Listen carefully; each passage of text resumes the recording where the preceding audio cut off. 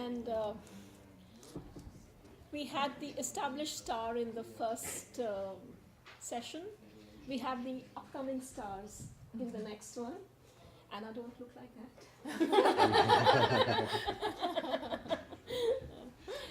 So we are going to begin this session with the four dream candidates sharing their work. And also, I've sort of specially requested them to tell us about what this whole experience of doing a PhD, a little bit out of the standardized mold in how PhDs are done, what it has been, what kind of opportunities it opened up for them, what sort of difficulties they also faced, and also, of course, to share their substantive work with us. So we are beginning this with Anna Arstenslake on legal capacity, the work that she did around it, what her entire experience was. So, Anna. Thanks, Amrita.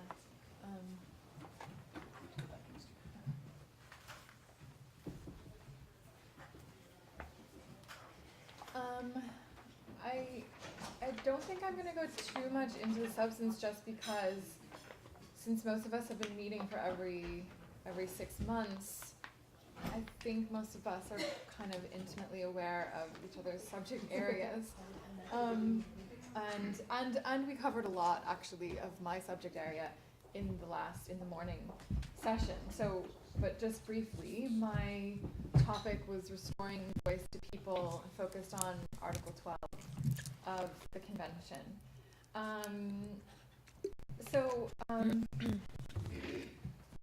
I guess, how long do I have? Okay. I kind of think the most maybe interesting thing to tell you is maybe not everyone knows this story, even in dream, of how I ended up here, and then what the last 3 years, how that has been a continuation of my journey, and where that's gotten me now. And I think it actually complements the morning nicely, because what I actually felt like that I wanted to share after the morning, and I thought I would wait until after the coffee break, is a feeling that I feel a lot after having these meetings. I've traveled around the world using dream funding, talking to different groups and different governments and different civil society organizations and academics about personhood, legal personhood, moral personhood, the right to legal capacity, the right to decision making.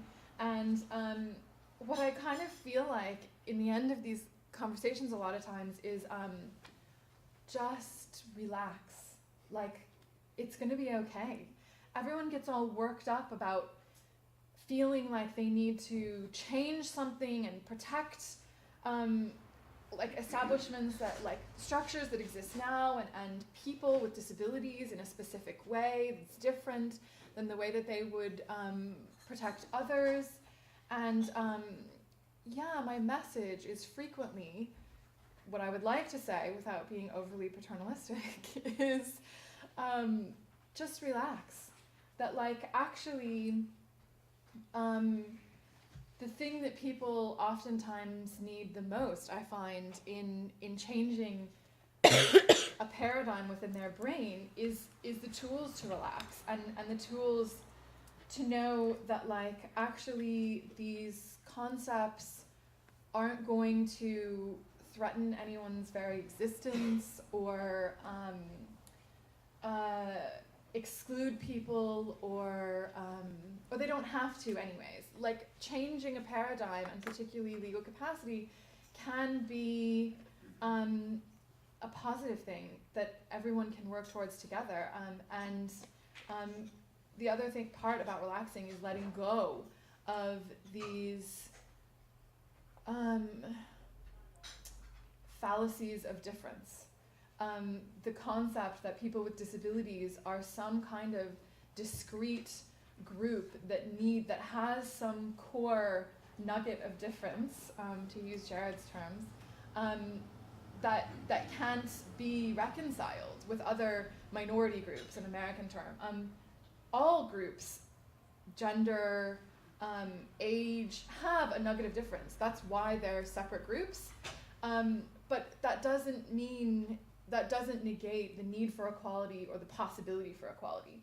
So I think that the reason that I have these feelings, and I think that they're genuinely true, that you can have equality for these different groups even with the nugget of difference that exists, is because of the way I grew up, which was deeply entrenched, although I didn't know it, in the world of disability and the community of disability, because my sister was born with a disability, and all of our family friends, that the community that we grew up around was families with people with disabilities, because I assume because they were the families that we related to the most and were facing similar struggles.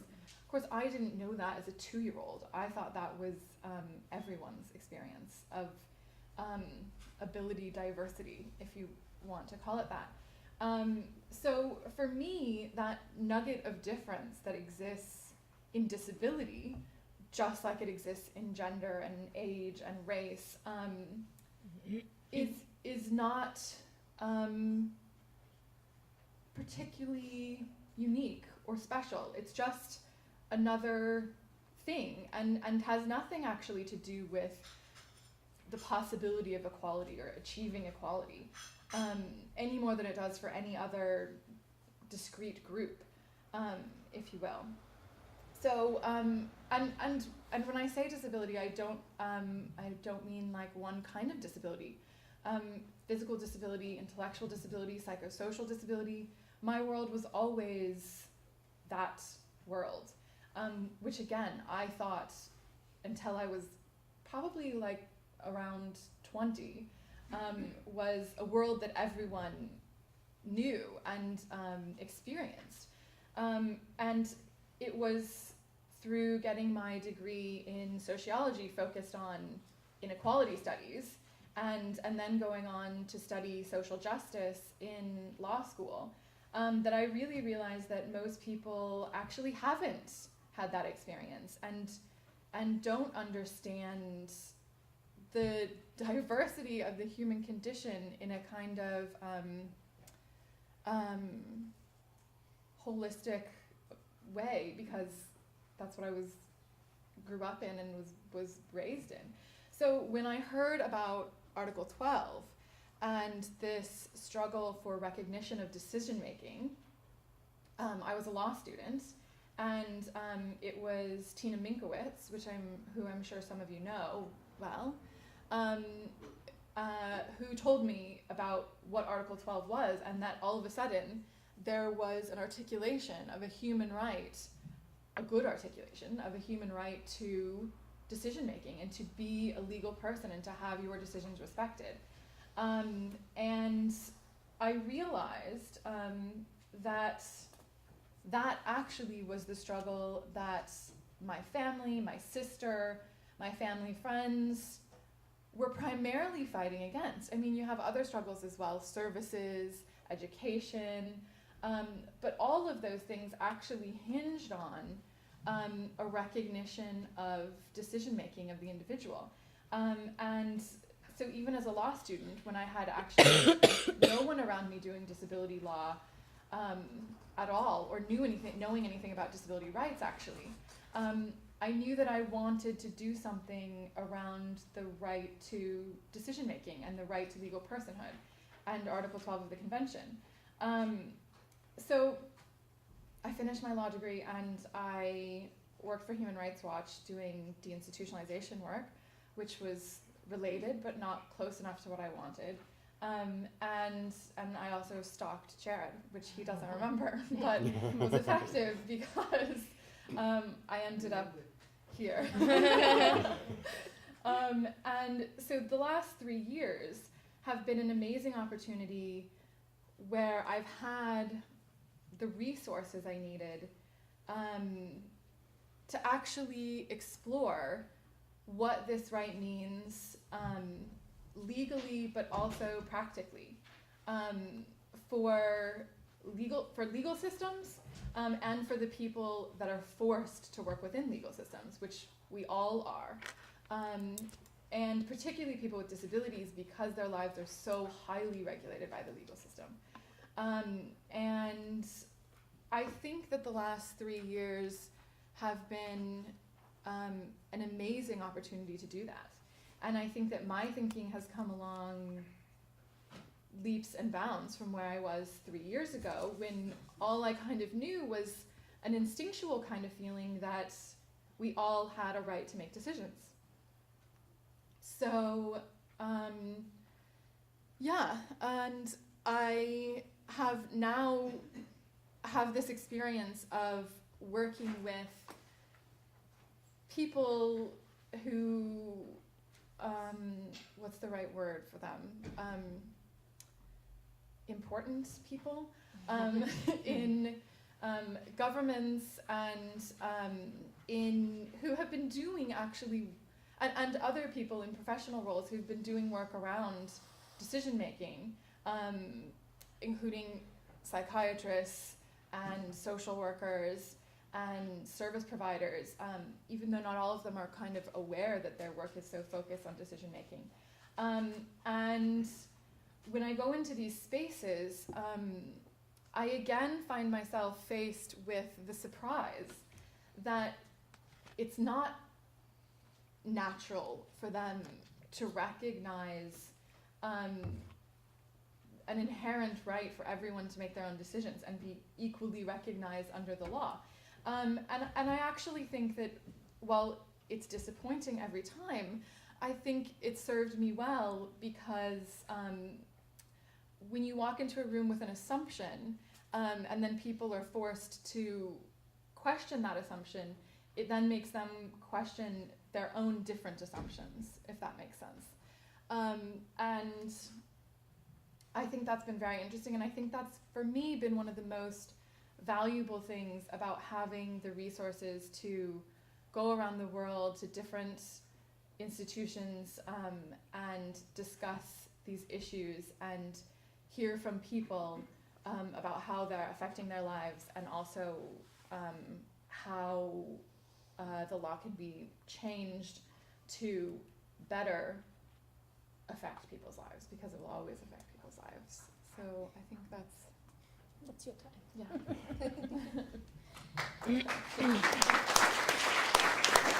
At least for me, I think the most telling comment which is coming from Anna's presentation is this fact of growing up with seeing disability as a very integral and a very matter-of-fact part of life, and then to find that there are people in the world who do not see it so, and consequently having the kind of you would say that the instinct was present and you had the opportunity to inform it, seems to be one part of her journey. And I think we move on from here to listen to Chiara on which is the next logical thing on looking at living independently in the community.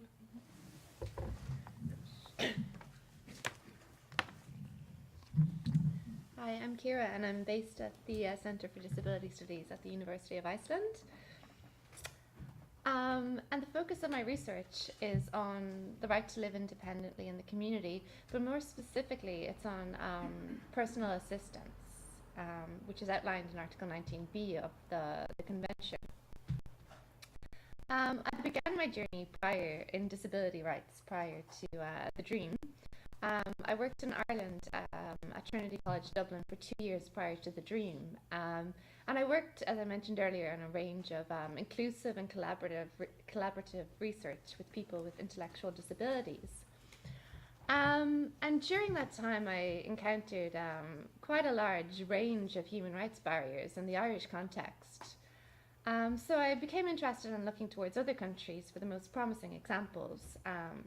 And that's where I discovered the Nordic countries, because often when you read literature, they have the most promising examples of independent living, deinstitutionalization, and personal assistance.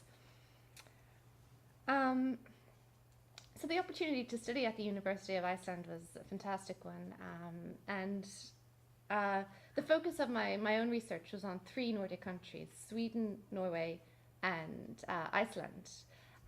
Sweden is often considered the best model in the world of personal assistance. It has the most extensive legislation and policy, and it's also been an inspiration to independent living movements across the world, particularly in Norway and Iceland.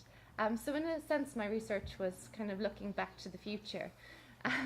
It's where people want to go, but I had the opportunity to go there and to do some qualitative research within personal assistance cooperatives and independent living organizations. But also my research was a multi-stakeholder perspective, so I spoke to policymakers and administrators, which was quite accessible in Nordic countries.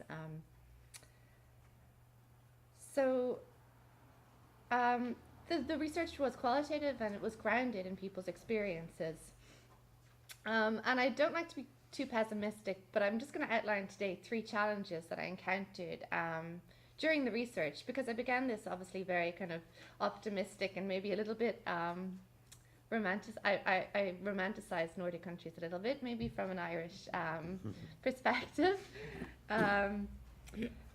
But the 3 challenges that I wanted to speak about today are financial challenges, policy challenges, and ideological challenges.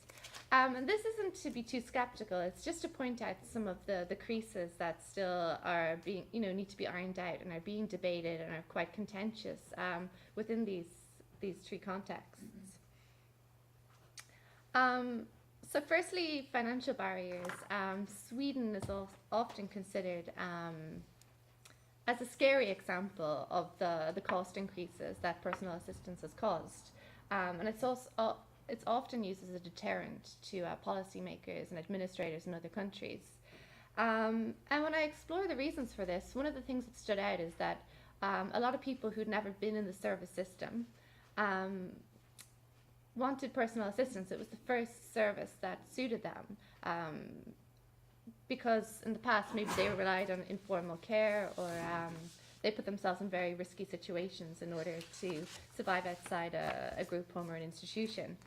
So they were an additional cost for the state, and that was quite scary for administrators. The second challenge that I encountered was a policy challenge. Personal assistance was implemented in existing and quite complex systems of governance within Nordic countries. So for instance, in Iceland and Norway, personal assistance is the responsibility of municipalities. And what I found was extreme disjuncture between the national level governance and people's experience. And this was often due to extreme disjuncture. So the municipalities often didn't follow the national level policy, which was agreed, and often the convention had been ratified. So for instance, in Sweden, a lot of people spoke about retrogressive measures, even though Sweden was one of the first countries to ratify the convention.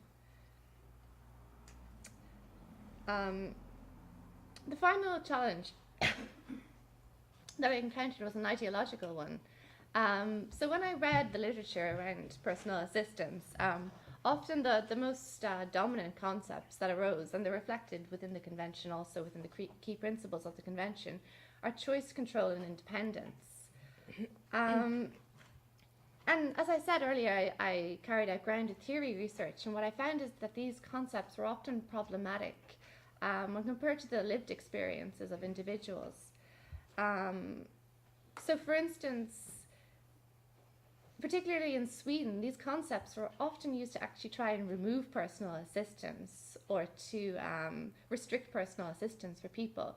So for instance, there's a lot of arguments around the right of children to have access to personal assistance if their parents are the managers of that. And that was used as an argument against children having access to personal assistance. And we've seen also arguments around choice and control that are made against people with intellectual disabilities having access to personal assistance. So these concepts are actually being hijacked by people who didn't want people to access personal assistance. So that was extremely problematic in these countries when there was this kind of ideological orthodoxy, but it was used in a very negative way. What I found also is that other concepts emerge quite strongly that often aren't discussed within independent living discourses and independent living literature and ideologies. people spoke about the right to a normal life or a good life. And they also commented that it's not up to other people to measure what a good life is. They're living a good life, and it's not for others to infer their vision of a good life onto them. One of the most dominant concepts that arose was the concept of freedom, and I thought that was very interesting because it's quite a nice concept, but it's not spoken about. I think in a lot of what I've read in the policy documents always talk about independence, choice, and control, and sometimes they ignore these other things that are very important in people's real lives. So that was also interesting. So as I said, in highlighting these challenges, I mean, it's not because I'm trying to be overly negative or critical, but people are fighting for independent living and they're fighting for personal assistance.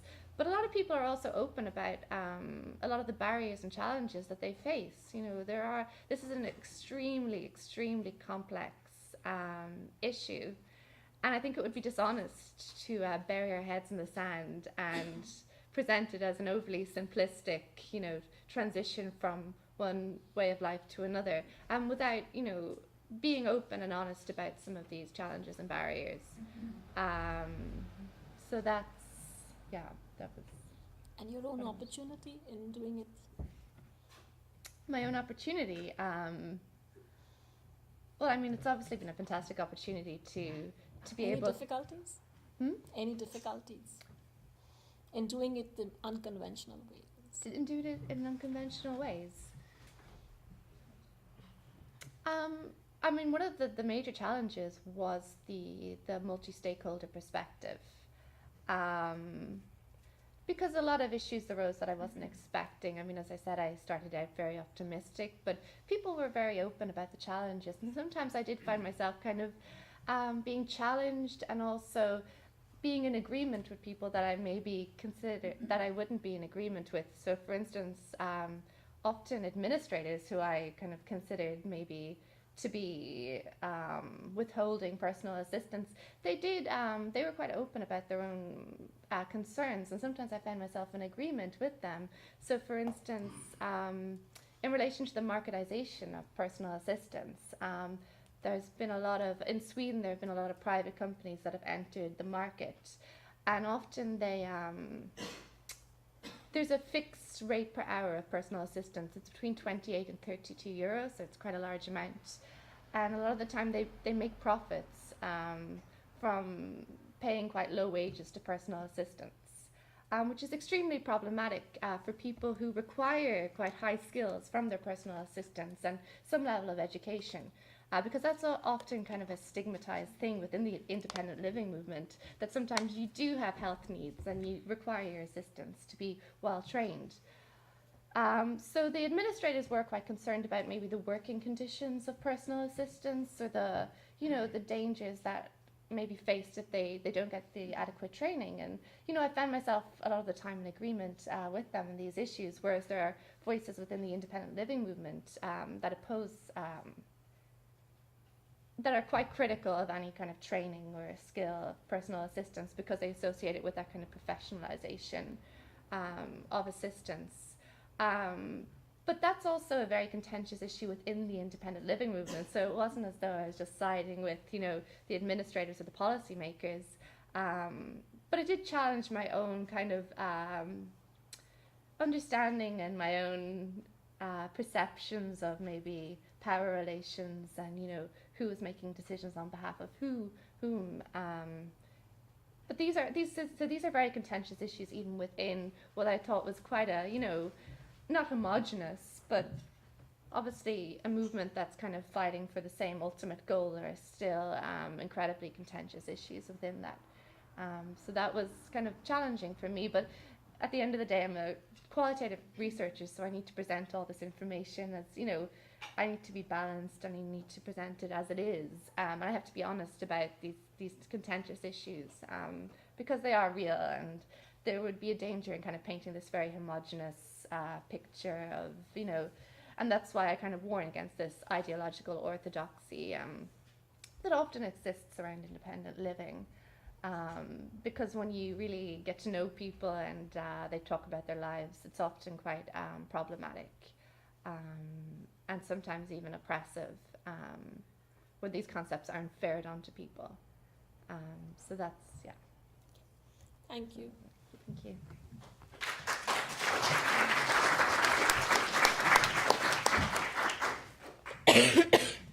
Well, I suppose what Kiara has brought for us is how the independent living movement is kind of played out in different countries.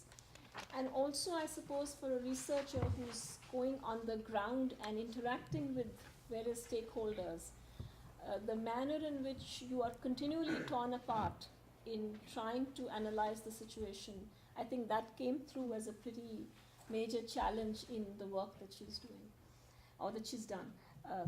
We'll move over and more or less keeping to the kind of conceptual construct that Gabor provided, we're looking at Abigail Rekas, who would sort of speak to us about the barrier of intellectual property as well as accessing cultural materials, integral to creating a discourse around and disability rights. Yes, Daniel. So when I started my research, my work package asked me to look at the proposed World Blind Union Treaty at the World Intellectual Property Organization. And at that point, there had been several proposals, one from the EU, one from the US, one from the African Union, and the one that's known as the World Blind Union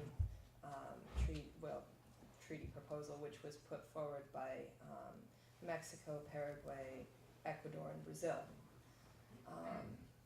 That proposed treaty, over the course of my research, became the Marrakech Treaty, which the purpose of is to remove barriers to accessing books for people with print disabilities. And those of you who have been at many of these DREAM conferences know that this research has been, and that this process has been going on. And that happened last summer, which is amazing and great and wonderful, but the part of me that's a PhD candidate wished they'd held on just a little bit longer. It changed the nature of my PhD. It changed the nature of my research. And I went from looking at books for people with print disabilities. And for those of you who don't know, print disabilities basically mean any disability that requires non-standard print format, but not those that include substantial editing of the content.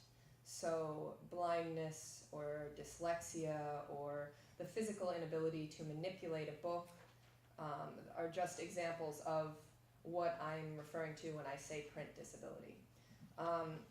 So with the creation of the Marrakech Treaty, I was sort of forced to broaden my scope and look at cultural materials and what access to cultural materials actually means, and what cultural materials are.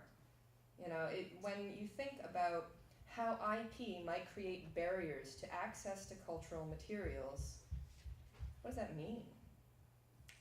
And it's not books for blind people. It's more than that. It's music, it's film, it's political flyers, it's all of the material that is protected. I specifically focus on copyright. All of this material that is protected by copyright. And copyright protects any original idea fixed in a tangible format. That's a lot of stuff. It covers choreography, it covers art, it covers photography. So how do you look at IP creating barriers to cultural materials? And so as I looked at that, then I realized, wait, hold on. If we remove these barriers, that doesn't mean that these content creators and content owners then have to make content accessible. It just means they can't prevent other people making content accessible. A metaphor that I've found particularly useful is this idea of copyright as a field with a fence and a gate. And exceptions and limitations to copyright are that gate. And the people that are served by exceptions and limitations are people that the owner of that field cannot bar. But it doesn't mean the owner of that field has to go out and bring them in. So as I've looked at how copyright creates a barrier, I've also looked at how other mechanisms need to function in order to give people equal access to cultural materials. And so while removing the IP barrier is really important, it just doesn't get you where you need to go. IP exceptions and limitations have to work hand in glove with other regulation, because right now the market does not provide a solution to accessing cultural materials. It may someday, but as it stands right now, yesterday we were told that poverty creates disability and disability creates poverty. And when it comes to these cultural materials, I mean, we're talking about materials for education, we're talking about materials that you need to access employment. So you need those materials there to allow people to participate fully, and as people participate fully, they can contribute to the economy and create that market. But right now, much of the vast population of disabled people living in least developed countries don't have the money to even be able to support the market that we would need. So there must be intervention. So that's sort of the substance of what I have found through my research. As to my personal journey with the DREAM and PhD process, I would say that I found it very challenging. The amount of travel that we do makes it hard to settle down and really write a great deal for me. And this is not true of everyone. I sort of need space and routine, which you don't really have when you're traveling every few weeks to somewhere new. On the other hand, the people that I have been privileged to interact with, not only my DREAM colleagues, but through my secondment, by traveling to Marrakech to see the creation of the WIPO Marrakech Treaty, gave me insight that I wouldn't otherwise have. So it's really been very much giving with one hand, taking with the other, and I'm extremely grateful for the opportunity. So. Thank you so much.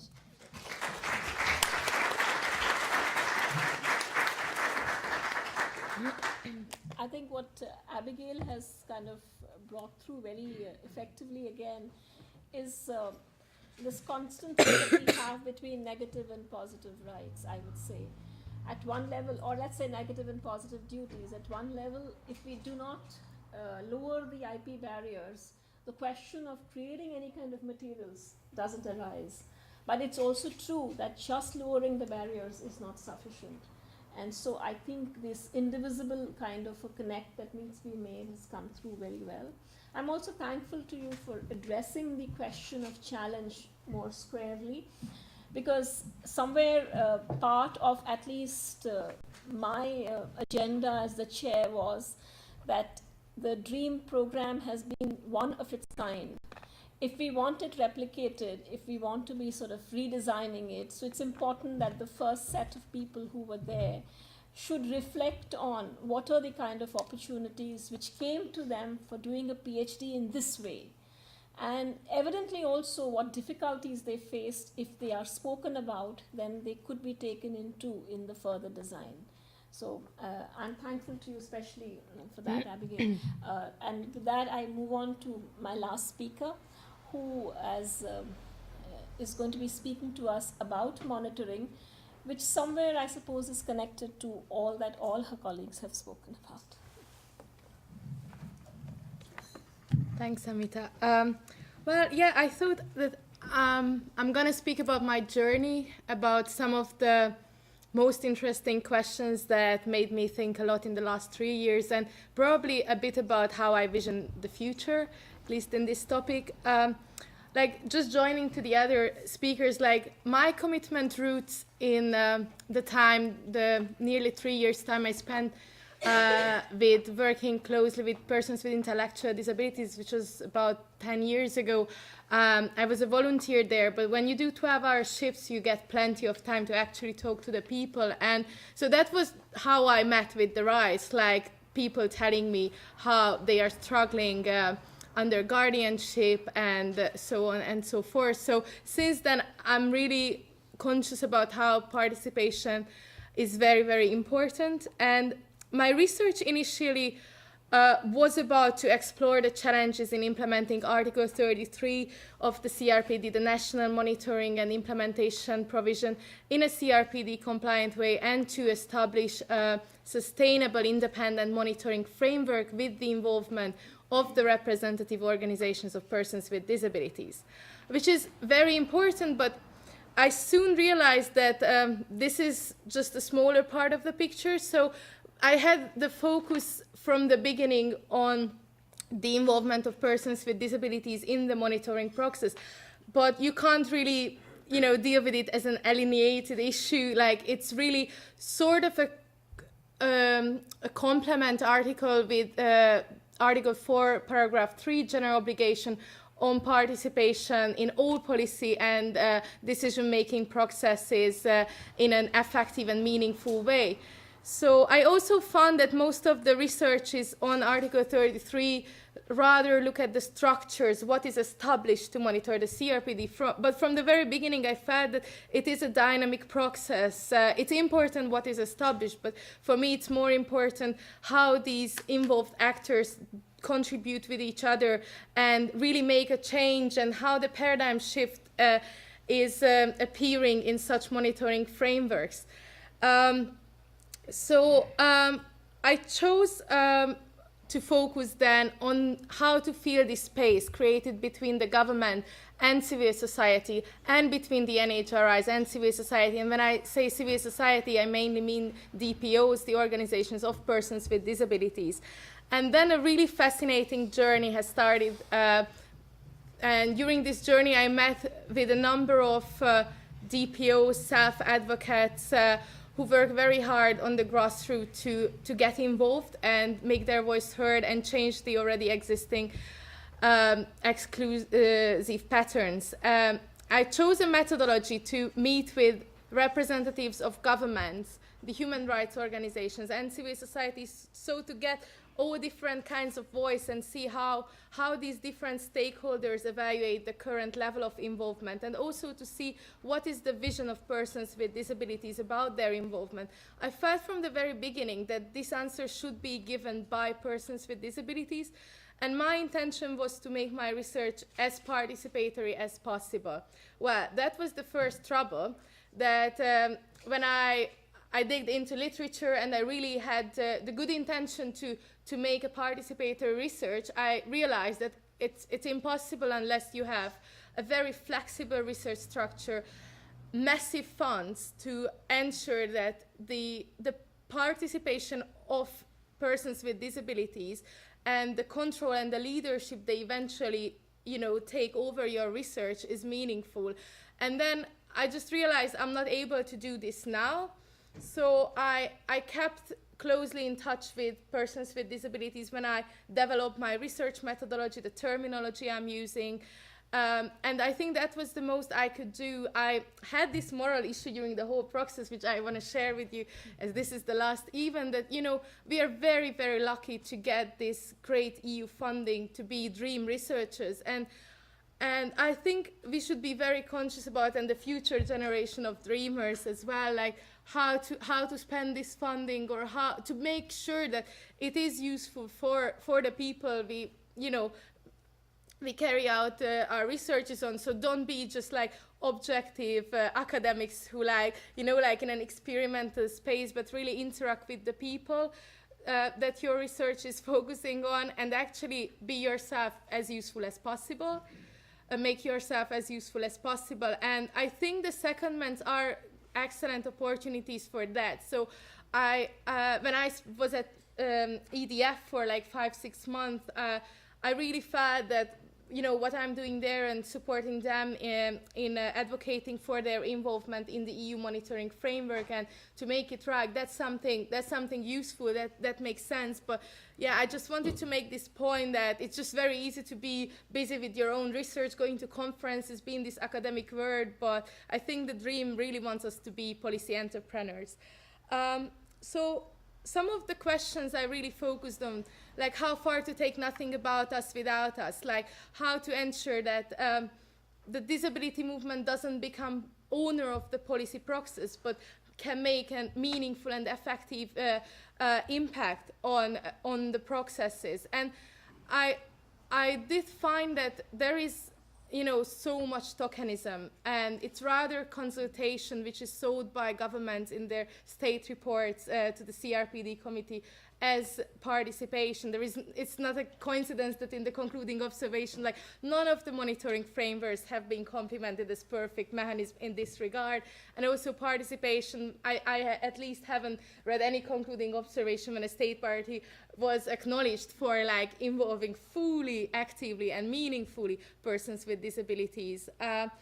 So I think the structures need to be changed, and I found that one easy way, or a necessary way, because it's not done yet, is to see exactly the impact that the organizations of persons with disabilities make on policy processes, on law development processes, and because the impact helps to measure how tokenistic the involvement is, and they want to see their voices heard, their points are made in final documents. But I also realized that if we only focus on the outcomes, it puts quite a lot of pressure to the most marginalized parts of the movement. So it's also equally important to look at the processes and claim the governments to change the way how they operate, change the way how they do law review processes, how they put together a disability action plan, which they might show at the very last stages of the whole development process to a few randomly chosen organizations, which is already too late. These organizations won't have the time, won't have the resources to make real impact, or even if they put themselves together, work very hard for a few days to like make their comments, probably loads of comments, these comments will never make in the documents. And I think that's why participation is very complex, because we really need to like go in detail and look at the micro level, like how persons with disabilities are involved and how do they feel about it. And when we talk about representative organizations, like one of the other questions I spent quite a lot of time with, like what representation means.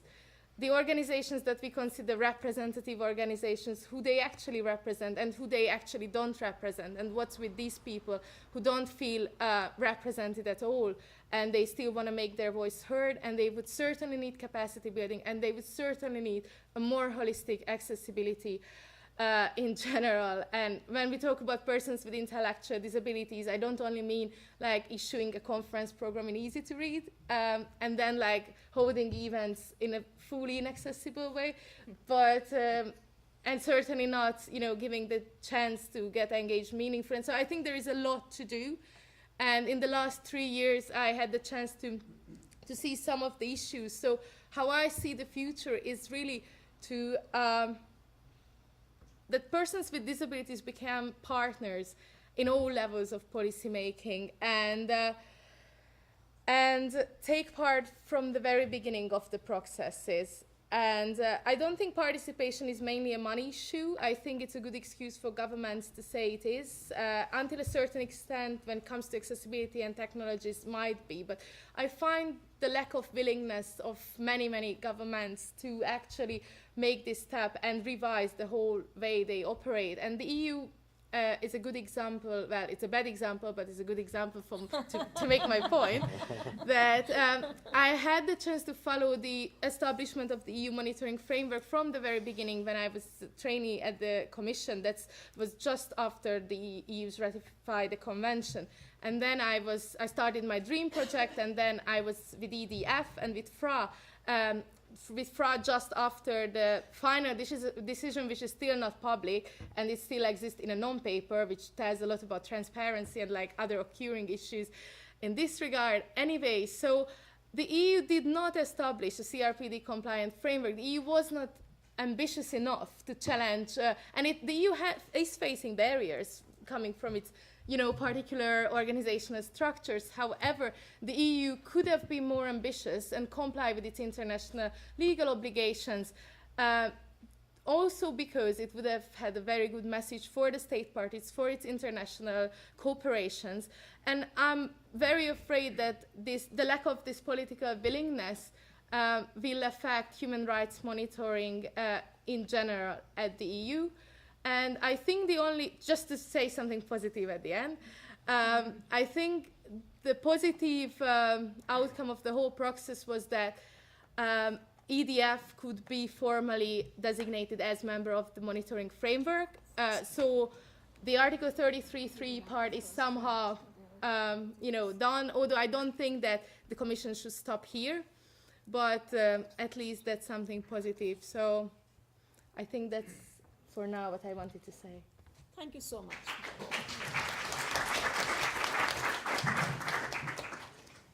Well, I suppose, Magdi, what I found most telling in your intervention before I throw it open to the House is the fact that you felt as a researcher you had an ethical responsibility to try to so organize your work that it is as much geared towards advancing the rights of people with disabilities. And that you felt was distinct and different in doing any PhD and doing this PhD. For me, that was, I suppose it speaks a lot and could possibly be the organizing thought around which the next DREAM project could be organized. That, why do you need a PhD which is coming in under the auspices of a project and not just encouraging people to be doing PhDs in the field of disability rights? I mean, that distinction, and the reason why I suppose I'm asking is that we have a strong PhD program in my university. We have a number of students who are working around areas of CRPD, and what is distinct and different in their journey and what's happened here. And I really do want us to reflect more, because there's so many people coming in from so many different universities, is that when you're doing it with this kind of support and in active engagement with policy as it is being made, or laws as they are being made, and not just studying them, or just standing at the margins and just observing them, what is the distinct difference that is coming there? That's one point I feel it's worthy for us to reflect on. And the other is, of course, also, what is it that as researchers you are specially responsible to and for, other than fulfilling what your PhD requirements would be? If I was doing a PhD under the academy, it's more like, okay, submitting my thesis at a specific time. Herein, there's an engagement of a greater kind of an ethical engagement which would be required from the researcher. And I do think that both these are worthy of reflection. I would sort of connect this also back to the point that we were making in the morning on how do we sort of work out pathways of inducting local knowledges into global knowledges, or that kind of knowledge, which whether or not is seen as scientific, it's definitely seen as authentic. It is seen as something which can be replicable. It is something which you should be relying upon. And I think the narratives of each of the four, kind of in different ways brought out, What is it that we don't really encounter when we are doing pure academic research? And I wanted to, on that basis, of course, invite questions to the researchers, comments on the whole process, and possibly some thinking on what is it that this project signifies to doing research and even doing PhDs, which are not just degree acquisitions, but doing more than that and providing some, funnels of both inducting knowledge from society and giving back to. And I think those are the, for me at least, from all the interveners this morning, this is extremely important to them. So with that, I invite comments, questions, responses, strategies. Good morning. Thank you for your work. Congratulations for your advance.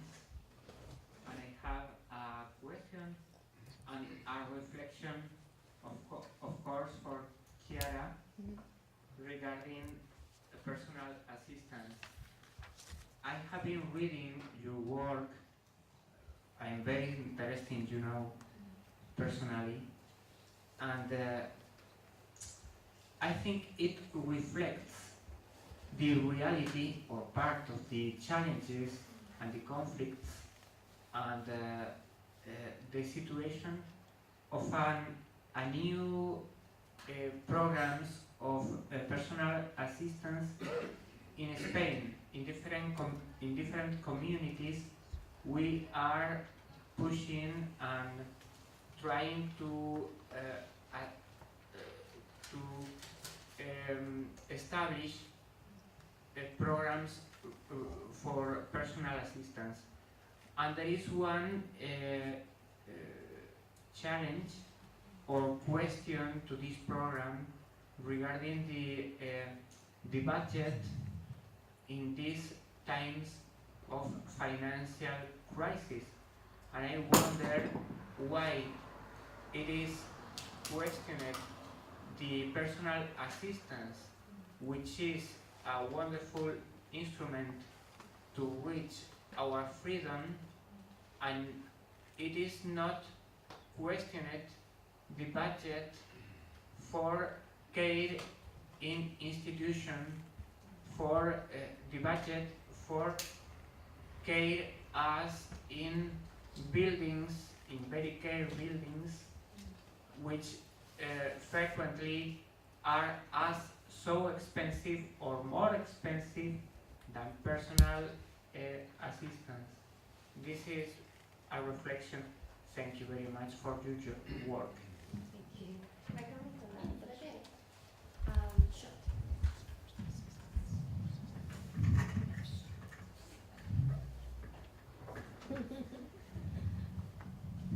Thank you for the question. We've discussed a lot in the past about this exact issue. So I just wanted to share maybe 2 points. Well, I just want to repeat one and share another one within the Nordic context.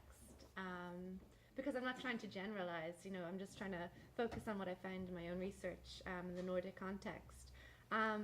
Interestingly enough, personal assistance is a relatively new development in Iceland, and it's been, the guidelines have been developed since the economic crisis. And this is the case in a lot of countries, that personal assistance was actually implemented during a recession period, even in Sweden. So that's an interesting aspect. There's a lot of research out there to support that personal assistance is in many cases actually cheaper than, a lot cheaper even, than large institutions or group homes.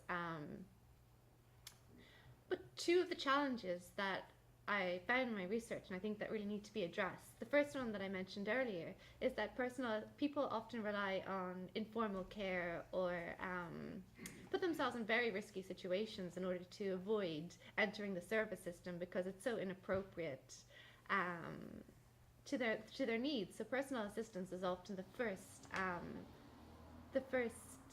service that they can access or they want to access. Another issue that arose within the research is the issue of people who transition from maybe a group home to personal assistance. And often it's the case that the money stays within the group home. So when the individual leaves, there are an additional cost to the administration. And what results is this two-tier system where personal assistance is coexisting with the traditional service system. And that's also a very problematic administrative challenge, financial challenge. And I think it really needs to be addressed, that the old system is maintained, and personal assistance is then seen as an additional cost, as opposed to the money moving out of the institution or the group home with the person. And that's something that is very important to highlight and maybe to campaign to show that, you know, there are cost arguments, but we need to actually move the money with the person rather than leave it in the old system. So that's another important issue. But I think the first one is more challenging, you know, the issue of unpaid work and care, because often people just focus on the very quantifiable measures.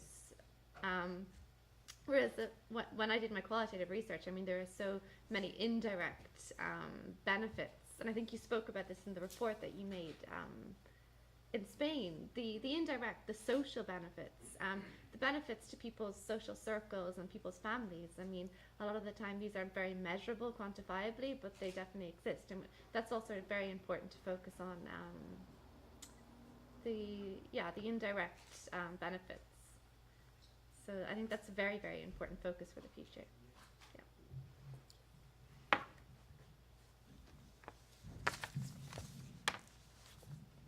So just a comment and then a question for all four of the ESRs on the table. And the comment really is just to put you in the picture, Mita, that philosophy from the get-go was not to produce a PhD thesis as kind of like an inert object, but really through the process to expose the students to the messiness of change and then to make them useful, or rather more useful than orthodox PhDs into the future, and to use old-fashioned quaint English to blood them, to place them in very messy processes, to see what comes out of the wash. So I'd be very interested to hear, in terms of the placements that you all had, in terms of where you started and where you ended, did it transform your view of things? Did it deepen it? Were there surprises, positive and negative, and how that's changed you into the future? I don't mean in terms of the work product you're going to produce, but your own operating philosophy into the future. And I really think what we try to do is not to produce elite architects, but to produce bricklayers, people who get really stuck in to processes of change, like Anna being involved with the assisted decision-making legislation in our parliament. So I'm just really interested to hear what impact that's had on you. This is a question to all of you.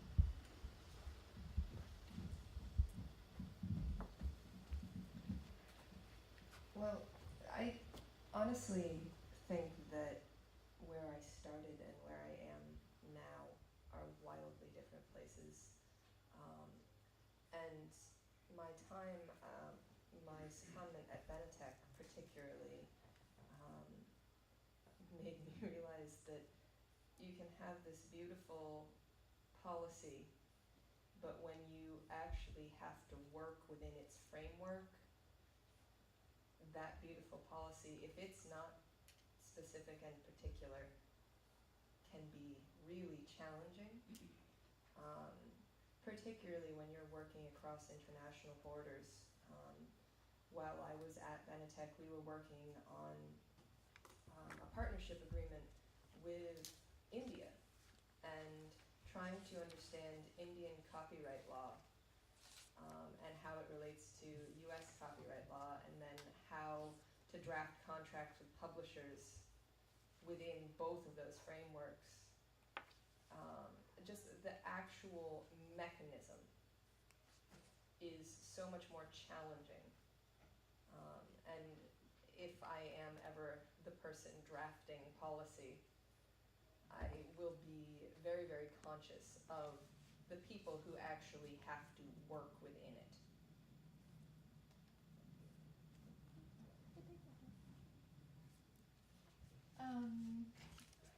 Yeah, in terms of the secondments, actually, I think what I learned most, and I was at MDAC and Interrights, which now doesn't exist, because of many reasons. But I actually found, maybe interestingly, what I learned the most from those experiences, and which I knew before, but maybe learned more of being in a position of secondment, which is kind of a unique position to be able to come into an organization for like a short period of time, and so you're kind of an outsider, but you're also privy to all the inner workings of the organization. I think one of the biggest hurdles for change, but like any social movement, or like actually just trying to get anything accomplished at all, is personalities and like managing people and working with people. And so I think actually the secondments taught me the most about that, is different issues when it comes to working with people and what works and what doesn't, like really doesn't. And those are really important things to learn though, so I do appreciate that. It was a bit of a surprise to me that a lot of the content knowledge I was actually bringing to the table in the secondments, as opposed to kind of learning things. I had more information than the people in the organizations about Article 12. Which was a great experience for me as well, because then I could figure out how to package that information in the right way to be most effective in those organizations, and then most effective in whatever our larger goal was. So that was useful as well. And in terms of bringing my own content knowledge along over the last 3 years, I think that was most done by seeking out and engaging with people like you, Jared, and you, Amita, and Gabor, and also engaging in other projects on the side, like the assisted decision-making bill that you mentioned, and the consent to sex bill that we did earlier this year, and other things like that were the best way for me to be able to take the knowledge that I have and push it further, in order to have it be something that is going to be hopefully effective in creating change and being a part of the social movement and the movement towards the rights of people with disabilities. Yeah, so it was an amazing experience. I spent 5 months with EDF, and then 4 or 5 months with FRA in Vienna. And like, as I said earlier, like this was really just the perfect timing for my research, but also from the perspective that my topic, so the EU monitoring, it was a very confidential issue. And as soon as I left the commission, I stopped having access to all these non-papers and, nonsense secret document. But when I was with EDF, I got all the access, so it was like, an amazing resource for me. And I supported EDF's work in many ways, thankfully. It was right at the time when the human rights officer quit, so I could be acting as human rights officer for like 2 months of my secondment, which was an extremely busy time, but I learned a lot. And I also learned, in fact, that it's good to wear the independent academic hat. And I worked for NGOs before, and when I only worked for NGOs, I always thought that, I work for the independent voice, and you can say whatever you want, you can go and just, hit the table and be as loud as you want. And then I learned that, no, there is lots of political interest and strategies so you need to mind yourself, or like very carefully chosen when and where you advocate, how loud for the issues. And as an academic, I think that's where we have a little more space, that I can write down whatever I want and publish in a paper and then present at conferences without being afraid of how I, of course you need to be careful and not do like this advocacy, but like you still have, as I feel, a bit more space to address your points whenever you want. I almost don't recognize myself 3 years ago.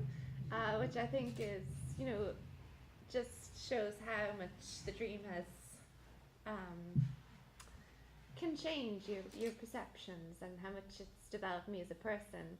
I had the opportunity to work with a fantastic organization in Sweden, and their name is YAG. They're a personal assistance cooperative, but they have exclusive membership of people who require another person to manage personal assistance on their behalf.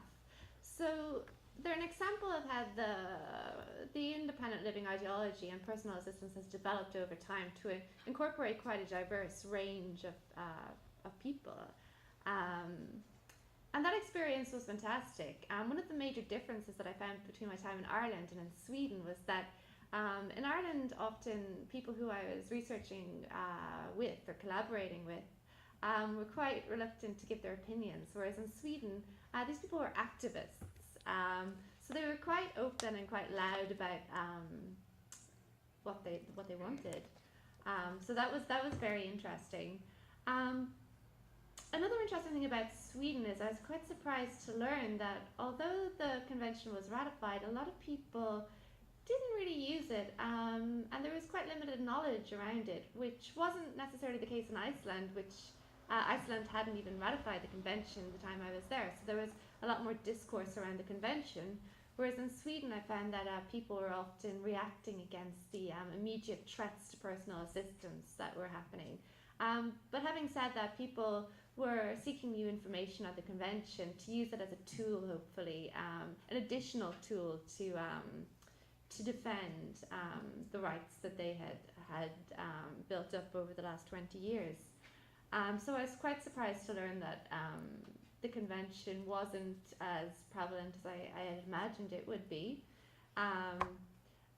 And often when I asked maybe policymakers or administrators, I mean, there was quite a sense of arrogance almost that, the convention applies to other countries and not us. Which I think is common a lot of the time, unfortunately. But just, working with that organization challenged also a lot of my initial perceptions when I read the literature. I read policy documents. I mean, I can't imagine how different the outcome would have been if I just purely had have sat at a desk and, read what's been written, because when I actually spoke to people and got to know people actually very well, I was incredibly welcomed into the organization. I found that a lot of the concepts weren't always true, so I dropped a lot of the initial wording that I was using. For example, user-led personal assistance and user-controlled and consumer-controlled personal assistance. I dropped them. And what really came out of it was that when I got to know people, they had so many supports and so many social networks and so much social capital to support them to have good quality personal assistance, which I distinguish from just personal assistance. There's a difference between good quality and just personal assistance alone. And there were so many networks and support systems in place in order for this to happen. So I did begin to think about the concept of supported personal assistance as opposed to just user-led or user-controlled. So it really did change a lot of my perceptions, and also I had a chance to reflect on my own positionality in relation to the research. Initially a lot of my fears turned out to be quite an advantage. I mean, I was fearful of being, seen as an outsider, as a non-native, and they worked out quite well. I mean, people really welcomed me, and sometimes it's nice to kind of stand back a little bit and have another context to compare it to. In my case, the Irish context. So that, it's been an incredibly privileged position to be in, and also the support that I've received from Rambek and Jim and Peter and Kelly, who's here today.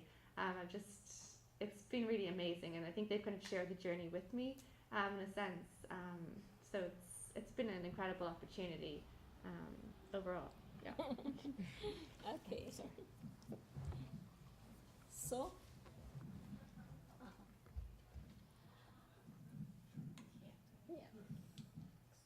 If I I take over that mic, then I can't ask anybody to ask anything. So further responses. Yes, Pia. Thanks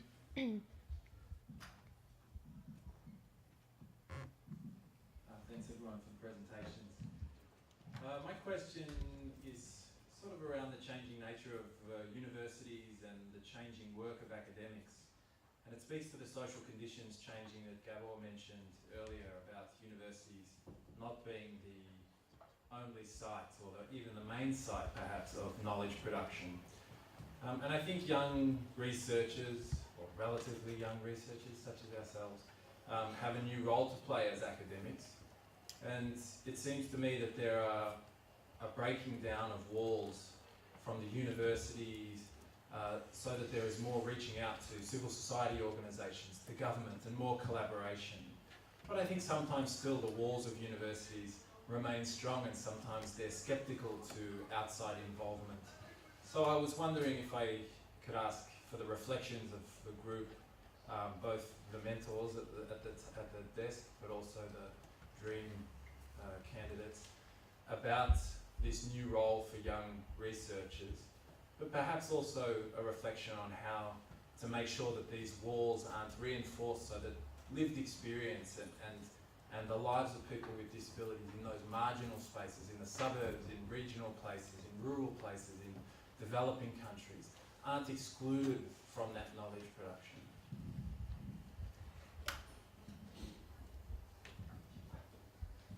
You take this. Well, yeah, I guess I'm sure it's a very interesting question, and I just think that there are still like two parallel words in this regard. So there are woes. I think there are like more. There are more initiatives to break these woes down. But like, if I only look at what I need to do as a PhD student, or even if I stay in academia with all the conferences, the publications, and like, you know, if I want to make publications in a fully accessible way, these publications would never be accepted to like major international journals. So then you need to choose, or work in a double way. But for me, inclusivity would mean that then like the whole academia changes. But then the problem occurs that like I think it's still easier to think about like the disability studies or disability law word would change, like I don't know, creating new journals which are fully inclusive. But then the rest of the academia, it's another like step to go. So I don't have, unfortunately now, whole answers like how to achieve it, or like what kind of initiatives now we should take to like make the academic world more inclusive in this regard. And then I would pass it on to Kira. That was the smartest thing to do. I just wanted to mention that I think it's very important to be transparent about the limitations and to be transparent about who is involved, because it's quite difficult to include absolutely everybody in every research project. But I think once that we're honest about exactly which perspectives are being represented and which are not, I think that that's as much as we can do sometimes within, you know, financial and time limitations. So that's why I try to avoid kind of using universal terms and concepts and just inferring them onto, you know, everybody. I think it's important to contextualize and to be honest about the limitations of that context and to be open about that. So yeah, that's just.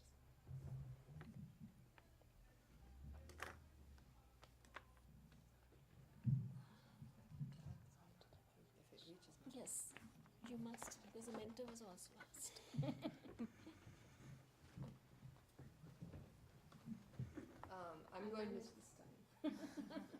I'm going to speak in my place as the token technologist on the panel.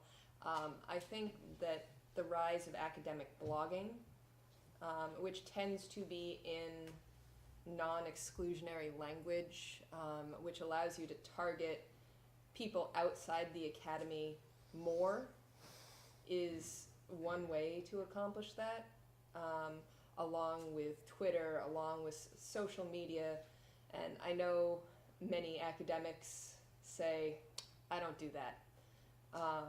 But for me, working in my field, I've found that a lot of research just gets shared And a lot of really good ideas are shared by non-experts, by non-academics, and making sure that, you know, you're communicating with those people on these platforms that they communicate on is a way to create a more inclusive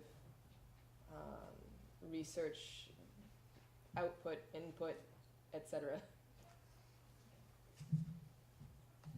I think that it's really important to recognize the level of privilege that we experience in academia and in this network as well, especially when, I mean, in any academic examination of social inequality, I think it's really important, and like loads of stuff has been written about how important it is to recognize the privilege that you're coming from, and how that is it's not, you can write about social inequality in academia, but you're not experiencing it, and that's important. I think it's important to recognize that, which is like the limitations, as Kara pointed out, and I think that's one of them, and it's really important to acknowledge that. On the other hand, I think that slowly it is changing. I think that you know, I think that academia is opening up, and there is more funding being made available to people that aren't in as privileged a situation as would have been in the past. And also, I think that you can see a lot of funding opening up to people that are working on applying academia to real life things outside of the ivory tower.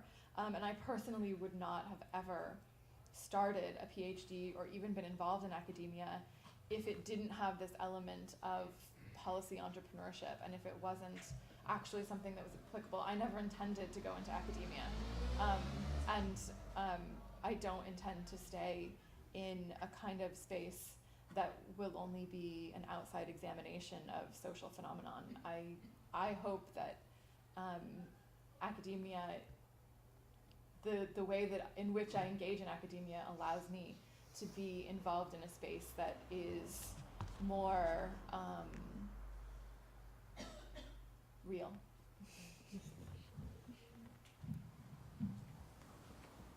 A couple of observations, well, an observation and a question for Kira. First of all, I've attended a lot of these things over the years, and it always strikes me, and strikes me again, and this isn't really a question, it's just an observation, but I've never really gotten an answer as to why academia feels so entitled to scrutinize people with disabilities to the extent that they do. There's the presumption of what makes people with disabilities such fair game to be reduced and split into ever finer hairs. It strikes me that academia is as much part of the problem as it is part of the solution, in that it grossly overcomplicates what are essentially very simple issues. You know, people with disabilities are people. The clue is in the name, folks. It's people. They want security, warmth, love, and something to eat, and that's by and large what it is. You know, and it's just, there is this constant recycling of stuff, and everything is a process.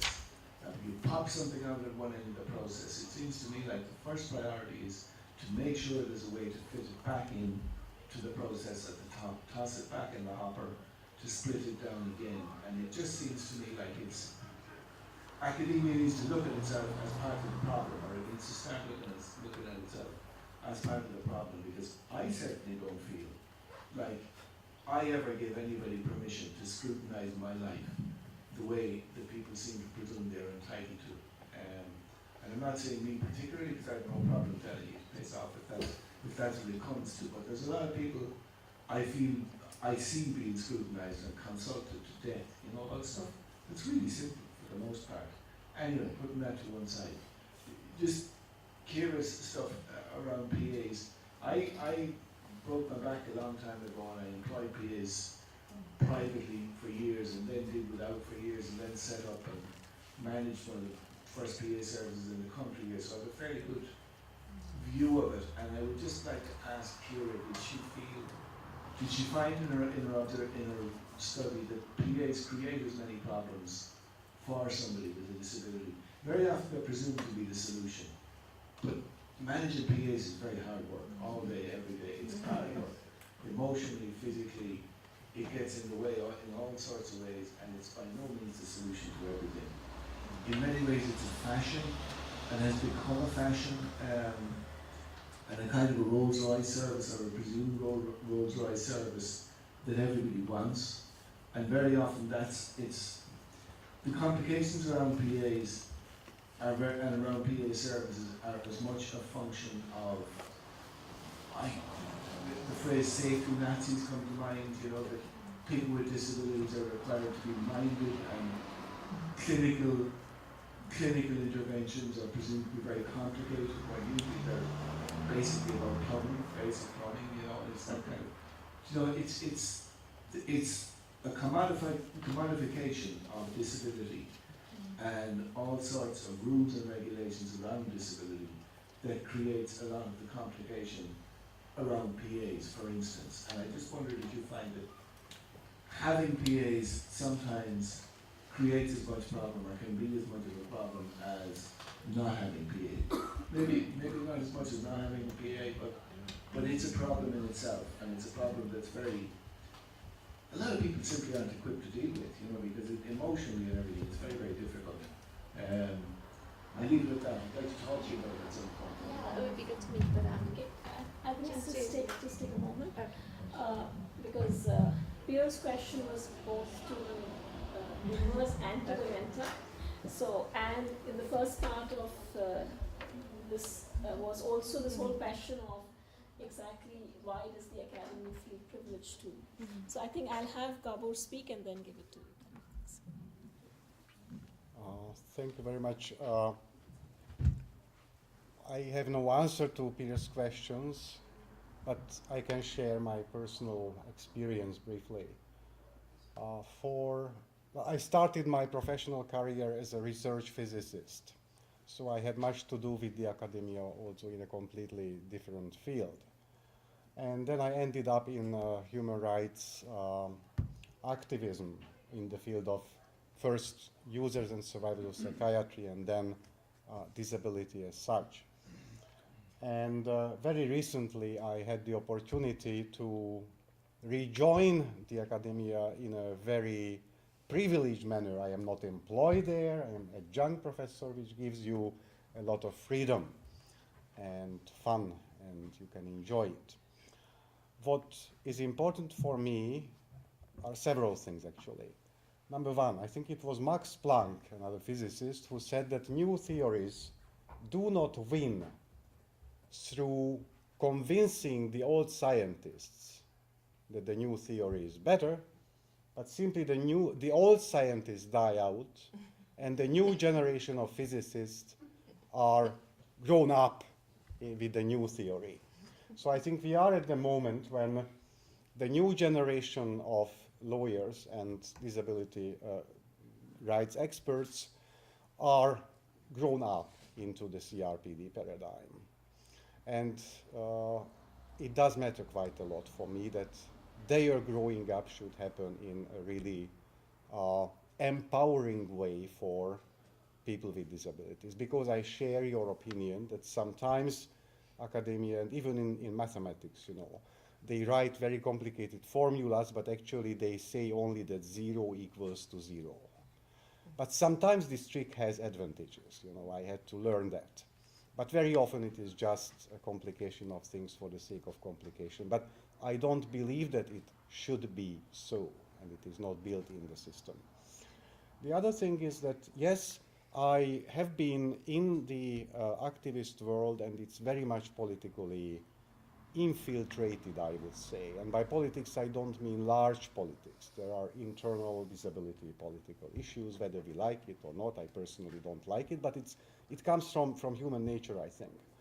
And sometimes you have to be loyal against your intellectual and moral conviction, and that's a difficult issue. From a position of the academia, as one of you mentioned, it is much easier to cope with this situation. But the very last thing I want to mention is that for me still, academia and research is very much about knowledge, It should be about empowerment also, so it should always be with the view of emancipatory research, but it's only one human area of dealing with knowledge. Arts is as important as the academia, and I am really in favor of doing things around a better life of people with disabilities, and in the end of the day, all people in a non-compartmentalized manner. We want to have more knowledge, and we want to enjoy it, and we want to benefit from it. And let's not close or lock ourselves into one block and segment. 1 minute. Can I just to respond quickly to the question that you asked, and I'd love to speak to you afterwards because I think there's a lot of really complex discussions going on there. I think a traditional notion of academia is, you know, an academic sitting in an ivory tower and kind of telling people what they should think. That has not been my experience of academia whatsoever. Because I'm a qualitative researcher, I often find that I have to give and take. So people often come to me for advice and for information about other situations. And often I'm reluctant to give advice because I feel that that's kind of entering into that kind of ivory tower power relation model.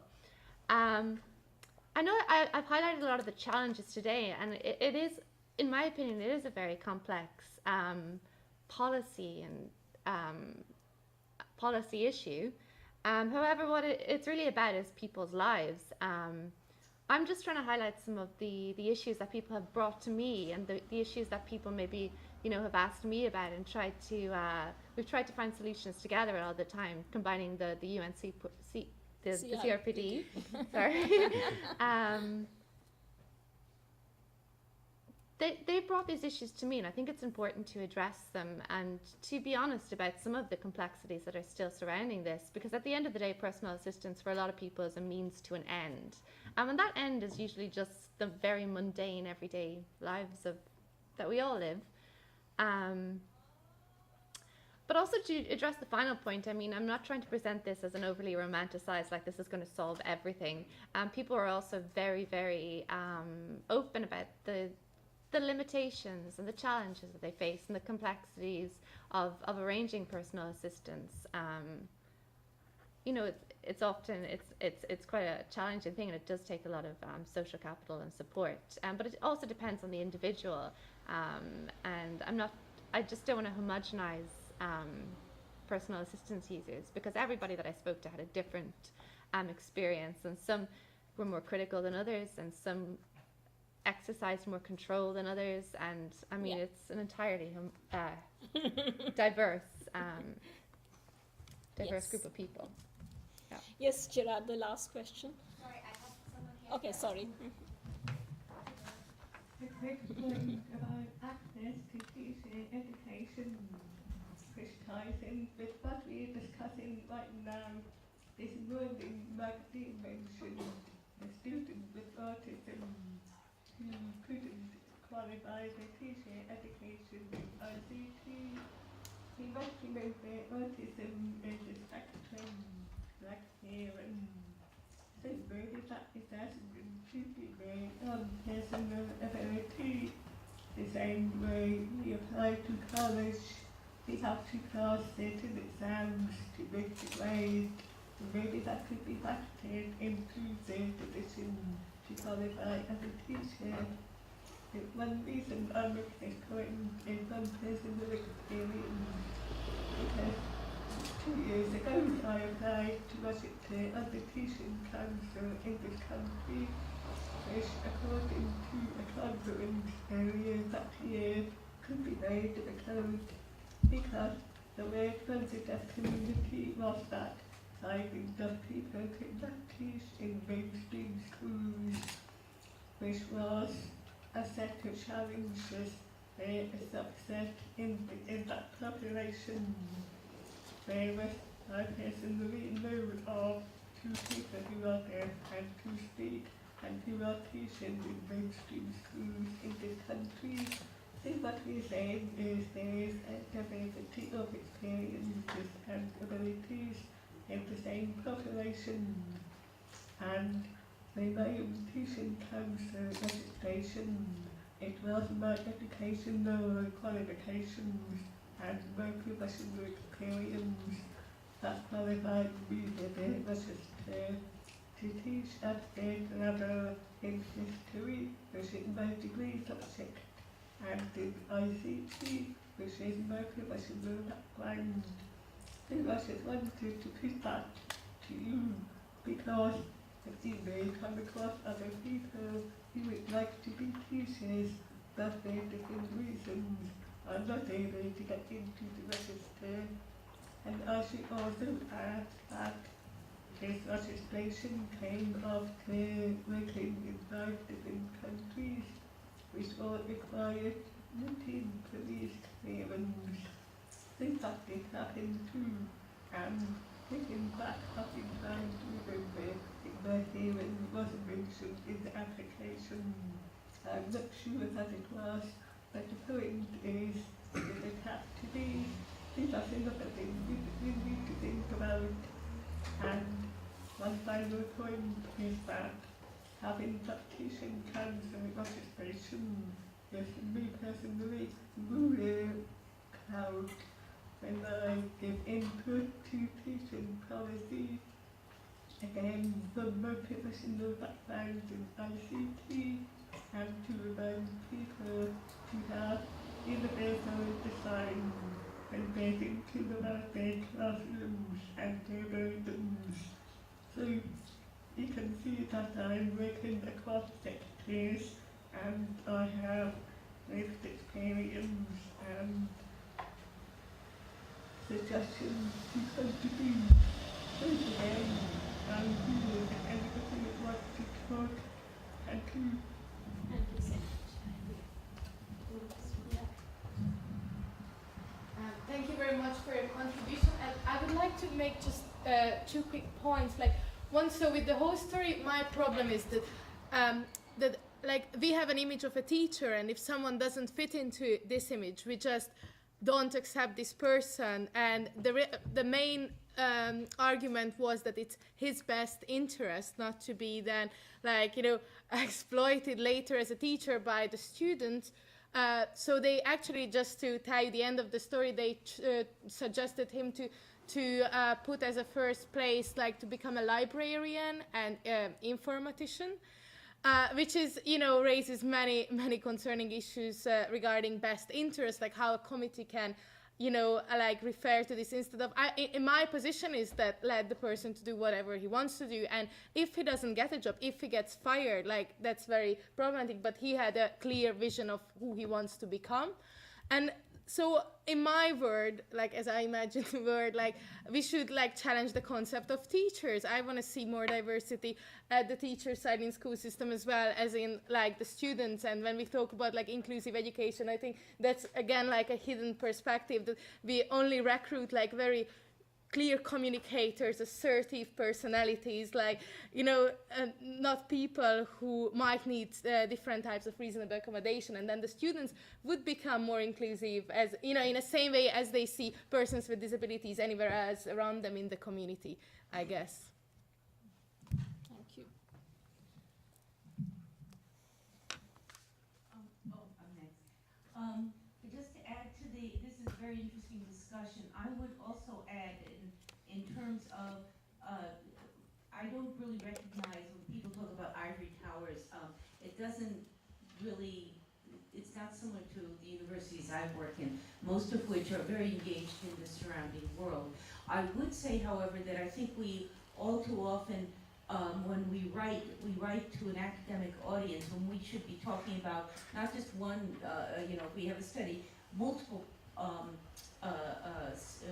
publication should be the result of that. So we can write to an academic audience, but generally if we write well, we should be writing to a broader audience anyhow. Or if we need to have something highly theoretical, then we should write 2 articles, and one should be pitched to perhaps an academic audience and one to a broader audience. So I would argue ethically it's our job not just to collect data and report, but also to translate our findings into the real world so it's usable. And I think that that's part of our obligation as scholars.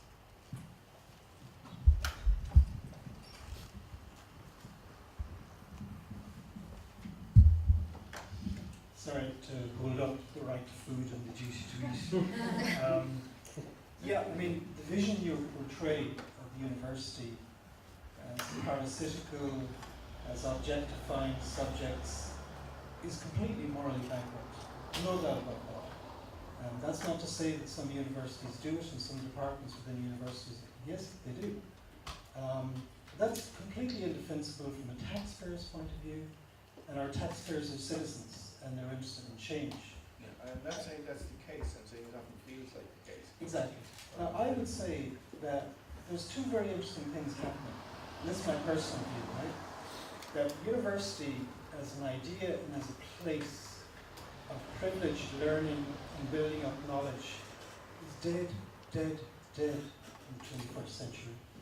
Because it's blatantly obvious that knowledge is widely distributed and that most of the expertise is out there. It's not in here. It's out there. And therefore, we're going through a process of reinvention of the very idea of university. In fact, there are people around the world who say we don't need universities anymore, or research centres for that matter, or think tanks. That the university has to turn itself inside out. And it's got to be facing the world, and it has to be humble about what it offers, and that inasmuch as the knowledge is turned to good use in terms of facilitating the process of change, to use Andre's words, it should be only on the basis of co-production with the people who are most directly affected. And I think you're seeing that we're in a transition, obviously. One of the reasons why the transition will move forward is universities, like other actors, follow the money. And if you follow closely the philosophy between, or the shift in philosophies between Framework 7 and Horizon 2020 at European level, the European Commission is sending a very strong signal. We don't give a damn anymore about knowledge for its own sake. Now, there's a certain argument to be made we should give a damn about pure knowledge and pure capacities, but what they're really trying to get at is that we don't want endless tomes exploiting vulnerable groups and objectifying them, as I say, and leading nowhere. That is to say, simply explicating the bleeding obvious. We want all our funded research in the future to be coming up with solutions, right or wrong, and to be doing it on a co-production basis. So I would be a little bit more optimistic about the future. Of course, in Ireland we're a little bit behind who traditionally are, but certainly I don't think that parasitical model was the operating philosophy that led to this network and that will lead to any successor that takes over from it. So I'd be a bit more optimistic. We're really interested to talk to Peter and Nora and people like that about the debate in the United States about the future of universities and whether they should even exist into the 21st century. I would hazard a guess that in 20 years' time they'll be completely different to what they are today. So I think